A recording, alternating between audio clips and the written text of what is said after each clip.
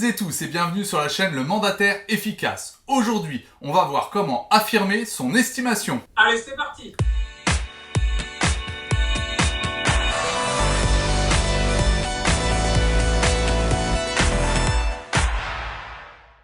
Alors dans cette période un peu particulière, Sébastien va vous expliquer comment affirmer son estimation. Oui, alors déjà, on va vous dire qu'est-ce que c'est que affirmer son estimation. Puisque on le voit beaucoup en ce moment, beaucoup de biens sont surestimés. On a pas mal d'agents immobiliers qui font des estimations avec des prix très très élevés. Moi, je le vois vraiment, j'ai 20-30% d'écart par rapport au marché réel sur les estimations. Et malheureusement, beaucoup de propriétaires les croient. Donc nous, on se retrouve dans des situations à savoir, qu'est-ce qu'on fait? Donc, je connais des mandataires qui se disent, je m'aligne sur les autres, comme ça, moi j'y vais aussi et je prends le mandat.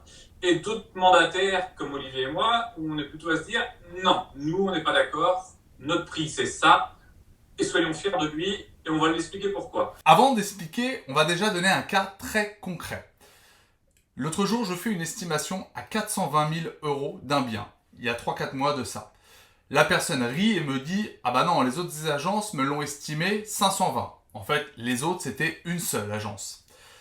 Et finalement, elle a voulu la mettre donc à 520. 3 mois après, elle m'a rappelé, elle a eu aucune visite et j'ai pris le mandat en exclusivité à 420 parce qu'elle s'est rendue compte que même à 460, la maison ne se vendait pas. Et la chance, c'est qu'elle a réagi sous 3 mois. Mais si elle avait laissé le bien 6 mois, 1 an à 520 et qu'elle avait fait ensuite tout de suite une grosse baisse, ça grillait carrément son bien. Oui, il y avait même des fortes chances qu'elle le vende plutôt autour de 390 parce que malheureusement, il faut bien expliquer aux vendeurs qu'un bien qui reste trop longtemps sur le marché à un mauvais prix, même quand vous le mettez au bon prix, il est dévalué et ça devient de plus en plus compliqué pour le vendre. Donc ça, c'est déjà quelque chose que vous devez faire pour l'expliquer à votre vendeur. Et après, pourquoi il ne faut pas changer sur votre prix et être fier de ce que vous annoncez? Normalement, vous êtes professionnel, vous avez pris le temps de faire votre estimation. C'est-à-dire, ne faites pas comme plein d'agents immobiliers, rentrer dans un bien, faire le tour, donner un prix, hop, l'écrire sur un post-it et partir. C'est pas ça de faire une estimation. Une vraie estimation, c'est d'aller dans le bien, de prendre son temps, de faire le tour, de discuter avec la personne, comprendre ses motivations de vente, rentrer chez vous, préparer un dossier, prendre 48 heures pourquoi pas pour le faire, et rendre un vrai dossier au client. Avec Olivier, on rend des dossiers d'estimation qui font une quinzaine de pages. Il faut bien vous dire que de toute façon, c'est pas très pro d'annoncer un prix comme ça. Moi, souvent, les gens me disent vous l'estimez à combien la maison? Et pour leur montrer qu'on peut pas le dire tout de suite, j'ai toujours à peu près la même phrase en disant là aujourd'hui on a un vent d'ouest, alors je dirais 200 000. Ça les fait sourire parce qu'ils ont compris qu'effectivement on peut pas estimer un bien comme ça. Pourquoi? Parce qu'il y a plein de critères d'estimation d'un bien. Vous avez le prix au mètre carré, vous avez le ratio locatif, vous avez le prix par comparaison, vous avez le prix lié à la construction. Bref, vous avez plein de prix qu'il va falloir bien expliquer, bien calculer, pondérer pour pouvoir obtenir le meilleur rapport estimatif possible. Et c'est grâce à un rapport estimatif bien construit que les gens comprennent que vous n'avez pas juste fait une page avec un prix en bas à droite et encore, comme dirait Sébastien, encore pire, un post-it. Exactement. Et puis expliquez à votre vendeur que vous allez lui faire plaisir qu'une seule fois. C'est-à-dire soit vous lui faites plaisir à l'estimation, soit vous lui faites plaisir quand vous vendez le bien. Et vous n'êtes pas là pour faire plaisir à l'estimation, vous êtes là pour lui dire la vérité. Des fois, elle n'est pas facile à entendre, donc le vendeur ne va pas être content. Vous n'allez pas prendre le mandat, mais pour autant, franchement, gardez ça à l'esprit. Ne prenez pas le mandat si ce n'est pas au prix de votre estimation ou 5-10% près, puisqu'après, on a aussi la marge de négociation. Vous allez vous décrédibiliser en tant que professionnel et ça va vraiment servir personne. Ni votre vendeur et encore moins vous et votre image. Et or, c'est comme ça qu'il faut cultiver, puisque c'est ça qui va vous permettre d'être meilleur par la suite. Alors, comment affirmer donc son estimation? C'est de dire au vendeur, voyez le travail que j'ai fait pour arriver à ce prix-là. Expliquez l'estimation, l'envoyez pas juste par mail. Retournez voir le vendeur pour lui expliquer. Et quand vous lui expliquez pas à pas, et qu'il vous dit, oui, mais attendez, une autre agence m'a estimé ça 50 000 de plus.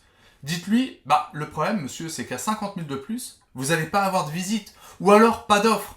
Et moi, je peux pas vous dire, je vais prendre votre mandat à 50 000 de plus, si moi-même, je l'ai pas estimé 50 000 de plus. Je vous prends un exemple très simple, monsieur le vendeur.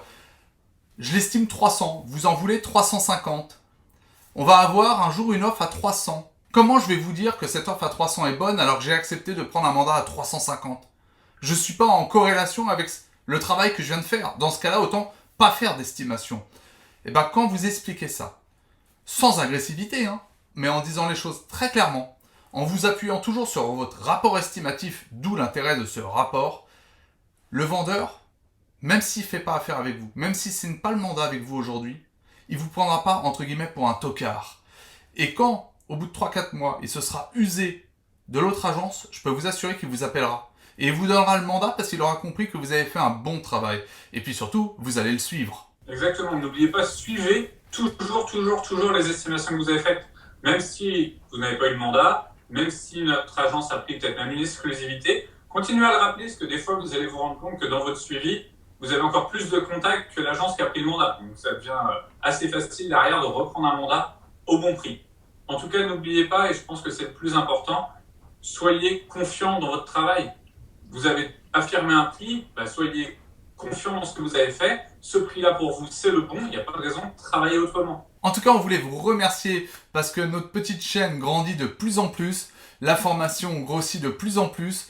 On sera très vite l'un à côté de l'autre avec Sébastien et puis par écran partagé parce que, faut pas se leurrer, la qualité est pas formidable, mais on veut vraiment maintenir ce qu'on a toujours dit, c'est-à-dire une vidéo tous les dimanches à 10h. Et on espère qu'en tout cas, on va pouvoir la faire peut-être dès la semaine prochaine en se voyant. Donc normalement, les enfants, ça va mieux, donc ça devrait pouvoir se faire.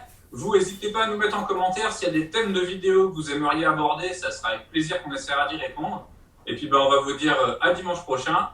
10h pour une nouvelle vidéo pour travailler efficacement et vivre sereinement. Excellent week-end. Bon dimanche!